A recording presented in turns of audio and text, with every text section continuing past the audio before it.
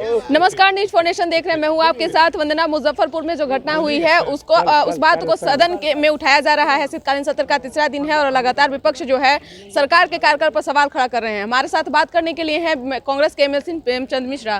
कैसे देख रहे हैं इसको, मुजफ्फरपुर की जो घटना हुई है उसको? ये बहुत बड़ा आपराधिक घटना है और सरकार के अस्पतालों के डॉक्टरों की तरफ से एक आपराधिक लापरवाही है। जिन 65 मरीजों ने अपने आँख का मोतियाबिंद का ऑपरेशन कराने को लेकर मुजफ्फरपुर में गए, उसमें से 26 लोगों ने आँख में दर्द की शिकायत बताई और बाद में उनकी आँख की रोशनी चली गई। यह अपने आप में एक क्राइम है और उस पूरे मामले को ढकने की कोशिश भी हो रही है। मैं समझता हूँ सरकार को ऐसे मामलों में जहाँ 26 लोगों ने अब तक आँख की रोशनी को खोया है, उसके परिवार को उचित मुआवजा दे, उसके परिवार से एक आदमी को सरकारी नौकरी दे ताकि उस दृष्टिविहीन व्यक्ति की भरण पोषण जीवन भर करता रहे। मैं समझता हूँ इस पूरे घटना ने बिहार के स्वास्थ्य सेवा और डॉक्टरों की क्या स्थिति है उसकी भी पोल खोल के रख दी है। जिस डॉक्टर साहू ने इतने लोगों का ऑपरेशन एक ही दिन में किया, उसके बारे में बताया जा रहा है कि वो पहली बार ऑपरेशन कर रहा था। तो यह अपने आप में क्राइम है। जो व्यक्ति पहली बार ऑपरेशन कर रहा था उसको इस बात की इजाज़त किसने दी और उस पर अभी तक आपराधिक मुकदमा भी दर्ज नहीं हुआ है। तो कांग्रेस पार्टी इस बात की मांग करती है उस डॉक्टर को तत्काल गिरफ्तार किया जाए, उसको नौकरी से बर्खास्त किया जाए और इस गलती में जो लोग शामिल हैं उन सब के खिलाफ कार्रवाई होनी चाहिए। क्या लगता है कि बिहार में जो है वो एक्सपर्ट डॉक्टर नहीं है, यही कारण है कि वीआईपी लोग जो हैं वो बाहर जाकर के अपना आँख चेकअप करवाते हैं? यह जागरूक लोग समझेंगे ना। अगर बिहार के डॉक्टरों के ऊपर लोगों को भरोसा होता तो माननीय मुख्यमंत्री जी अपना मोतियाबिंद का ऑपरेशन कराने दिल्ली क्यों गए थे? मुख्यमंत्री का दिल्ली जाना अपने आँख के ऑपरेशन के लिए ही साबित करता है कि उनका खुद के डॉक्टरों पर भरोसा नहीं था। लेकिन यह सुविधा राज्य के आम जनता गरीबों को तो प्राप्त नहीं है कि वो भी मोतियाबिंद का ऑपरेशन कराने मुजफ्फरपुर के बजाय दिल्ली चले जाएँ, बम्बई चले जाएँ। तो यह जो लाचार और असहाय लोग हैं उनको कहीं न कहीं प्रताड़ित करने का इशू है।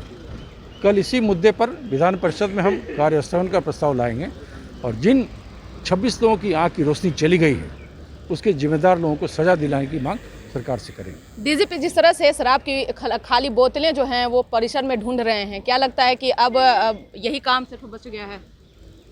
डीजीपी हैं, उनको लगा कि मुख्यमंत्री थोड़ा कड़क हो गए हैं शराबबंदी के खिलाफ तो बोतल ढूंढा जाए। अरे बोतल गिरा है, बोतल कहाँ से आया, कौन लाया, उसके बारे में पता करिए ना। तो आप बोतल को देख रहे थे बड़े गौर से, बोतल कहाँ से गिरा, कैसे आ गया। ये सरकारी कार्यप्रणाली है। डीजीपी हैं, सरकार के बहुत बड़े अधिकारी हैं।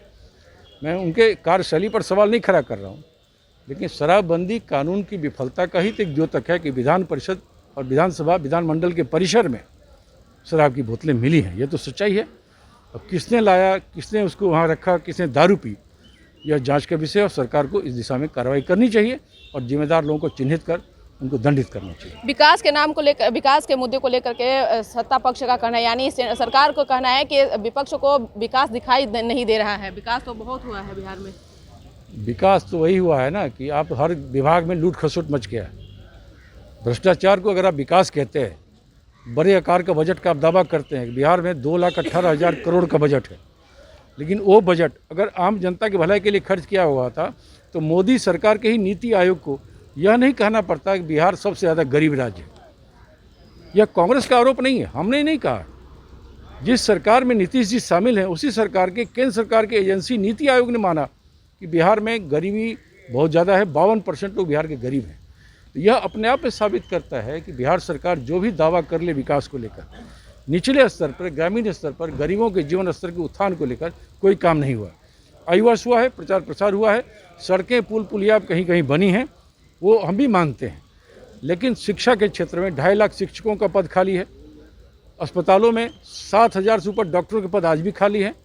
तो जब डॉक्टर नहीं है, स्कूल नहीं है, तो किसका इलाज होगा? लोग मोतियाबिंद का आँख कराने ऑपरेशन कराने जाएगा, आँख खत्म हो जाएगा।